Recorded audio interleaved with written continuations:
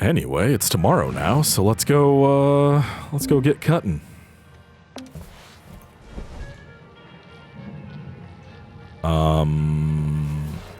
So do I clean or cook now, or is it just... Okay, I like that poster. Oh, no, I didn't want to go to the bed, although... Home decor. Oh. Yeah, we're going to take away those posters for now. So, our workstation... So this is all... Oh, we got one sticker. Cool.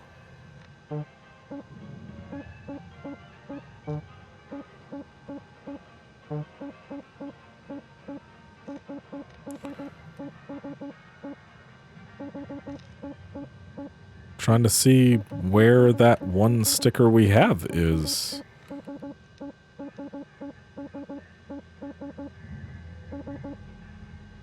Okay, well, we can't do that, so I guess we're not even allowed to change our stuff.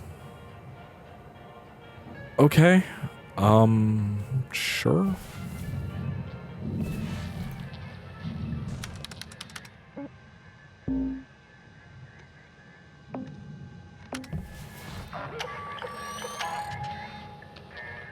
Wait, is it gonna kick us back? Oh, okay, no. View ship catalog. Yeah, you're worth the most again, so.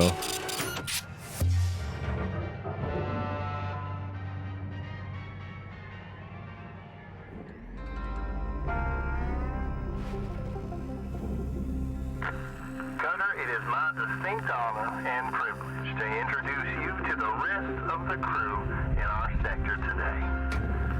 Sound off, everyone. Hey, Rook. Name's Lou. I was the worm until you showed up, so thank you. Now I get to do the hazing. Come on, Lou. What are you talking about? We don't do that. Welcome aboard and don't listen to her. I'm Dee Dee.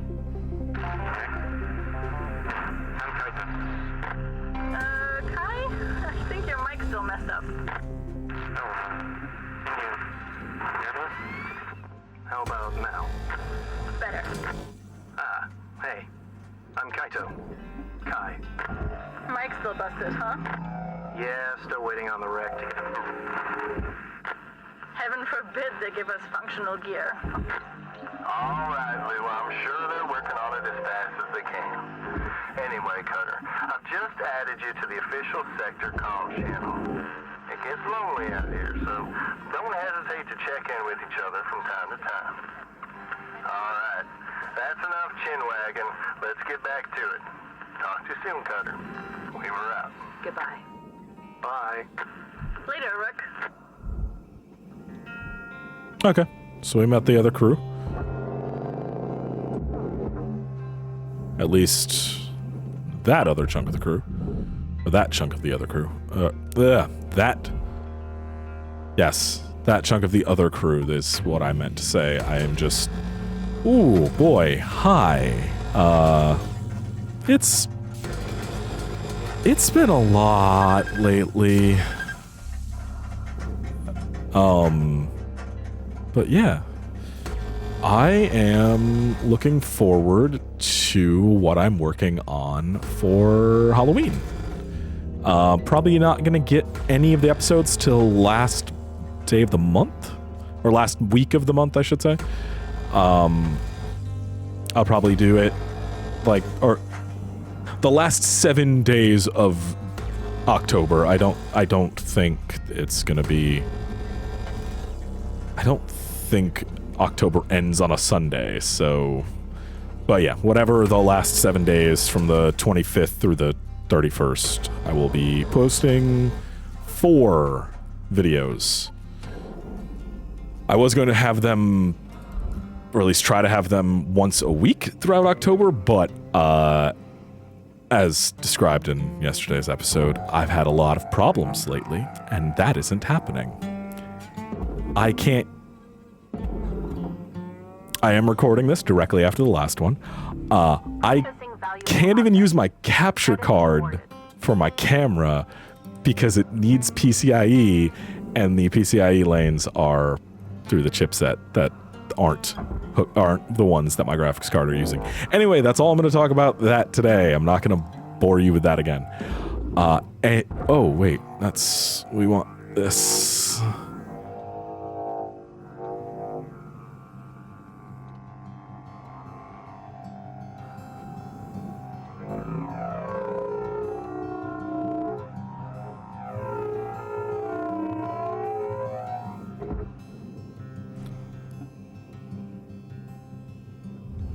Raw material processed.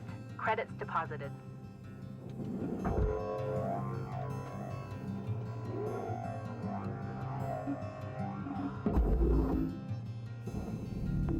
Valuable object processed. But yeah, I'm hoping to have 4 videos, but they are going to be different from anything we've done. They will still be games related. I have games picked out for them.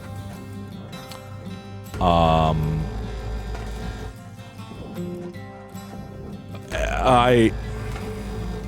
not going to say what it is, but there of course will be content warnings on the episodes. As always with anything. But yeah, I'm looking forward. I can finally start doing the stuff that I have wanted to do since we, went through the brand change.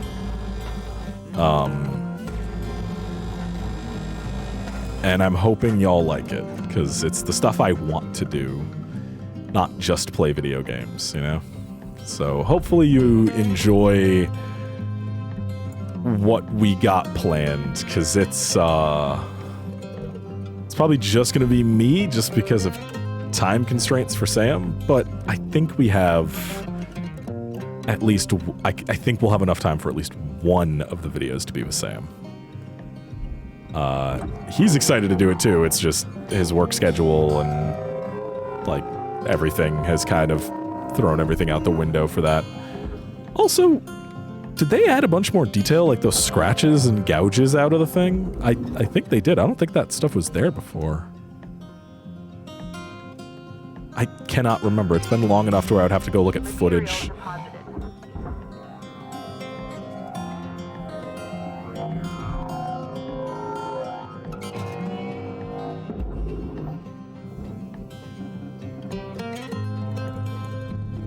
Valuable object processed.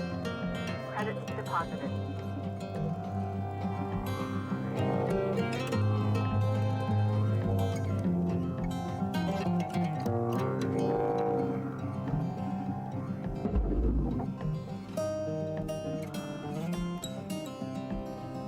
Come on.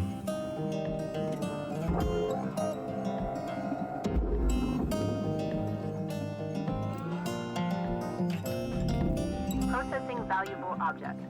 Credits awarded.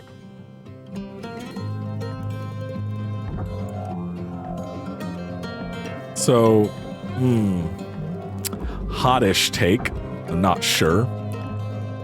And this is not entirely related to everything that happened over the, I guess, 2 weeks ago now stuff with them, but I hope I'm wrong. I hope it's fine. But the closer we get to the launch of that streaming service, Altair or whatever it's called, the more and more it looks like a scam or just pure incompetence.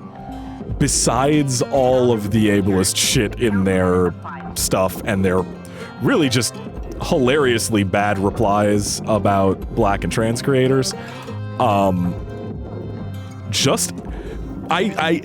only found out about that stuff after I started digging into it from a tech side, which I was wondering about them and some of their, what is their background in this? What is their platform running on? Who are they going with for, their CDN and everything? what is all happening with the technical side of this, there is no information. There is no information on their website. They have none on their Twitter or anything.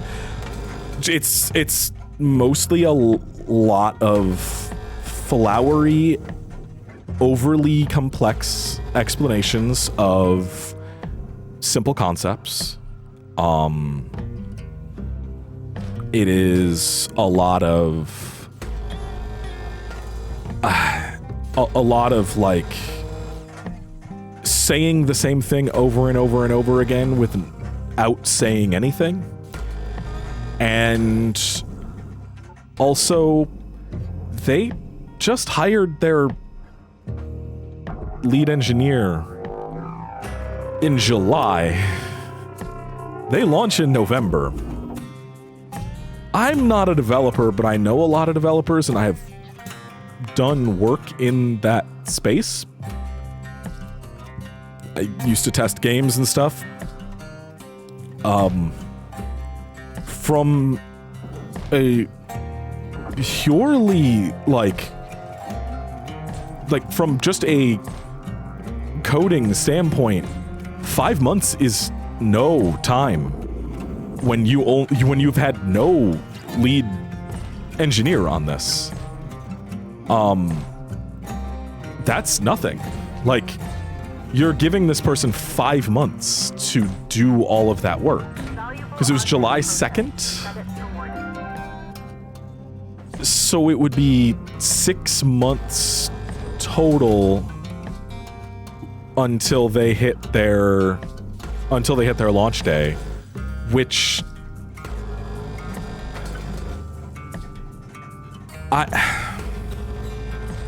okay, so if there had been work done on the actual infrastructure of the site, let's talk about this, because this is something that I'm genuinely curious about, and they have no answers, and I'm wondering if anybody else might know something. If they've had no infrastructure on the site whatsoever, that is no time to work on that at all. Like, just the proper testing and, like, that would need to be done for a mass market streaming service, like a live streaming service, not even streaming like videos that you can store on, like Netflix does, where they have multiple servers strewn about all the countries that they operate in that locally store the movies that you're trying to watch, because they have, well, that was a thing that they were trying to do in the US. I'm not sure about outside of the US, but they were trying to put servers in data centers around and nodes and stuff around the world, around the US at least, so that people would have faster access to the videos that they were doing. It's not like that. It's a live stream is broadcast and encoded and uploaded and then sent out to everybody connecting to that broadcast through the channel. But it's not like a pre-recorded video that you can like encode easily and can have pre-encoded chunks of it everywhere. What is their encoder? What are they using for that? Who are they going with for their CDN? Who is providing the access to those things? And who was building it before? Because if nobody was in the, they announced Altair in late 2019, early 2020, I think.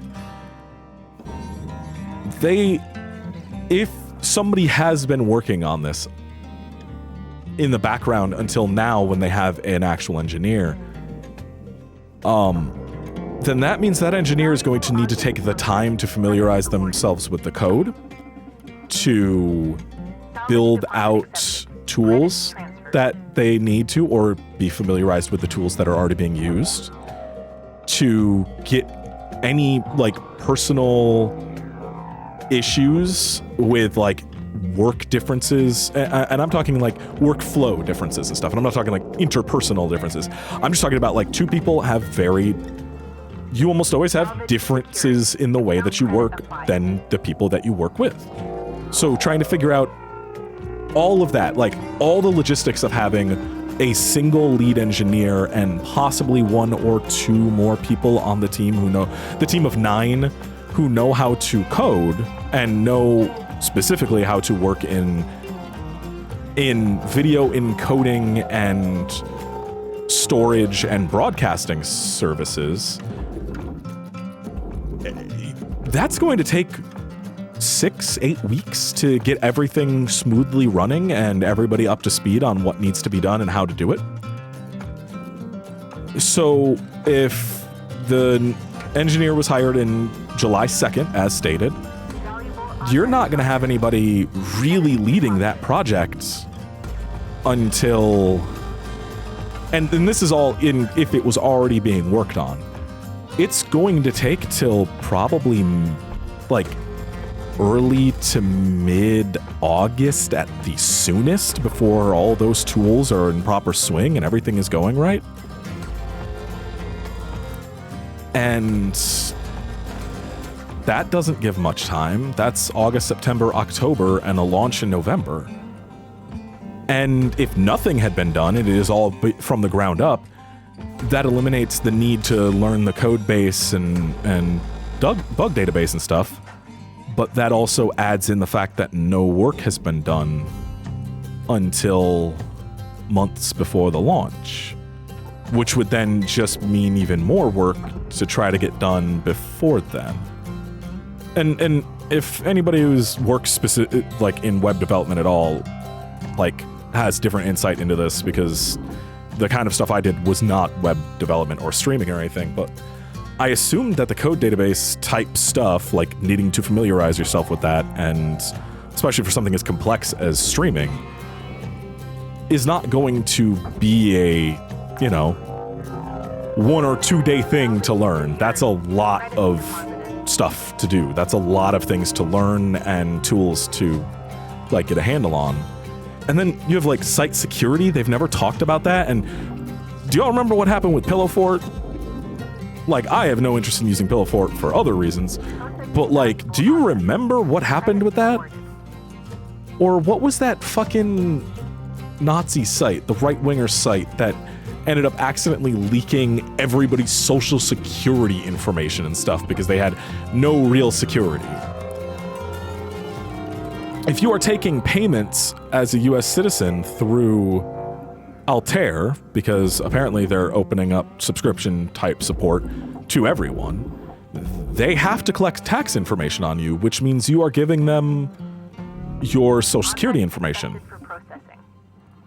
Now, obviously, you also have to do that with Twitch, but Twitch is not 9 people, and while there are many other nefarious things they could do and laws they could skirt,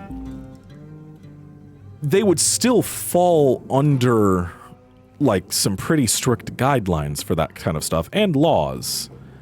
And you at least have some small assurances there that at the very least something will happen, but there's no such thing for like a small, like, you don't have those same kinds of assurances with something like Altair. And then on top of that, you have everything else that happened with them over, I guess, the week before last now, with the excessively tone-deaf and gross stuff from the quote-unquote psychologist who works there, who either is one of the worst psychologists or psychiatrists. I cannot remember which one is stated on the thing, and I do not have their website pulled up to look. But they were either a psychologist or a psychiatrist who just said some extremely just kind of like, what the fuck is wrong with you shit about psychopathic and sociopathic people. Like, in a, like, I get it if you're like a normal person who doesn't have training in this stuff, how you can make a comment like that, because it's just part of everyday lexicon. But if you work in that field, there's no fucking way you do that without, you just don't do that. Like, it's stuff like that that gives me pause too, but it's mostly like the technical side that really just makes me go, what is going on with this company? Like, who are these people and what funding do they, like, it costs so fucking much to do this kind of stuff, like to serve video, or, and I've talked about that before, like I have looked into hosting our videos on a CDN and using the website so that I could have a backup from YouTube, just in case. But it is so unfeasibly expensive unless you are making pretty decent money that, like, it's not viable on a like, own-rolled type thing, which I do not have the technical knowledge or desire to do. Also, this is completely separated. Why is this? Okay, now it is. Like, I could use my own, like, I could roll my own server and host from our house, because we do have unlimited bandwidth. It is gigabit. It could probably serve the few people who watch these videos without a problem. But that's a lot and requires me to have, like, uptimes and stuff, and for me to not have issues with Comcast, which, let's face it, it's Comcast. There's always going to be problems. But, like, I know the costs of that, and that's on a small scale, it's extremely expensive. On a larger scale, bandwidth is insane. So, my other question is, where is the funding for that? Because it's sure as hell not just through the people who have signed up and, like, a couple investors. Like, they show how much they have in terms of, like, investment money, and it's not that much. So who is funding this on top of everything else? Like, it's just so weirdly just, it feels like vaporware. It feels like Bream, no, because Bream IO was, there was another streaming service that, like, kind of was just a scam, really. I'll link a video that was a really good explanation of it. But it kind of feels like that, but I don't know. Like, they, on top of that, also the whole, like, somebody asking, like, hey, so you have no real description of your tools to combat, like, hate raids or anything like that on your service, and do you have anything specific for black and trans creators, the people who are mostly being targeted for these raids and stuff? Do you have specific protections in place? And the reply was this long, drawn-out thing that amounted to, no, not really. We don't really have anything more than what Twitch offers. It will all be up to you to manage, just like with Twitch. There are no special tools. We've done no work in that department. I'm boiling this down to what it actually says. And then the literal, and I can't exactly quote because I don't have it up in front of me and my memory's not good enough to say this without it being a possible libel, in case they are those kinds of people, if they ever hear this. But from what I remember, the gist of their final reply was, Altair may not be the right place for everyone, or something like that. And it's like, so you're building your entire brand on this being like a socially aware and creator-focused streaming platform, but you have no tools different from what the already established competitor that has the audience has. And on top of that, you are making no attempt to differentiate yourselves from them policy-wise, even in regards to the most vulnerable types of people who would be streaming on your service. And I just look at that, and I look at their lack of information on any technical side and everything else about their presentation in this space that screams they are either incompetent or malicious. And I would like to be wrong. I would like this to be a streaming service that takes off in such a massive way that it changes the landscape of everything to do with streaming. I want them to be massively successful. I'm not saying this because I enjoy using Twitch or YouTube. These are just the only places to actually use. Vimeo is too expensive and does not have the audience or features that you need for any kind of content outside of short films and animations and stuff. And even then, the expense on that is so high. Wrong one. And then to top that off, like, YouTube's terrible, Twitch is terrible, Twitch is a fucking disaster. And I would love for somebody to be able to come in and do something, to really finally possibly change something. But nothing about anything they are doing or saying seems like anything more than lip service in an attempt to ride exactly what people want while also not actually giving it to them. To say that they are doing the things that people want, but then not. Just outright not do those things. That is what it feels like so far. And I hope I'm wrong. I really do. I really hope that I am wrong. But I've also been burned far too many times by things like this. Not really personally, because I don't trust jack shit anybody says. If it's the internet, don't trust it. That's how this works. At the very least, do your own fucking research on a topic that may or may not contain things that matter to your existence. But I also just look at this and just go, I cannot trust a single thing that they are saying. Everything that they are talking about seems like they do not know how to even provide that, let alone have the desire to. I want to be wrong, though. But yeah, it's just stuff like that. Just watching that kind of unfold and seeing like, oh, there was a huge shift on Twitter last week of like, oh wait, we're looking more into this and these people kind of suck.